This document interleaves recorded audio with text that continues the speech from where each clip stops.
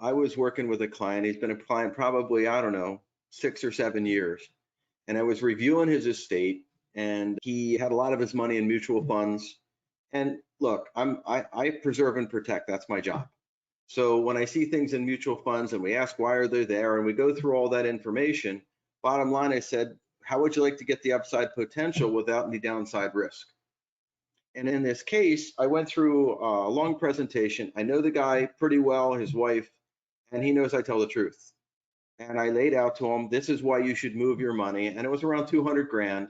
And I had moved money, I don't know, 3 or 4 years before. And when I reviewed, this is the risk that you have.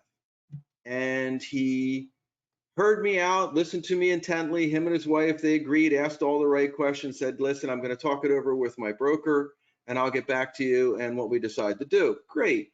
So his broker is a student of his. This guy's a superintendent of a school system, retired at this point. And he talks to the broker, and then I try and get a hold of this guy. And for 3 weeks, he doesn't answer my emails. He doesn't answer texts. He doesn't answer his phone. I don't want to push the guy too much, but at the same time, I realized he talked to his broker, and I've been down this road enough times. So eventually he sends me a text, and the text says to me, I've decided to keep it with my broker. That's a surprise. And all I said to him, and I said, listen, the reasons I told you to do this haven't changed because you talked to your broker. So if anything negative happens that's out there, my job is to protect you from it. Anyhow, fast forward, we have March of 2020. All of a sudden, the market tanks and tanks faster and harder than it ever has.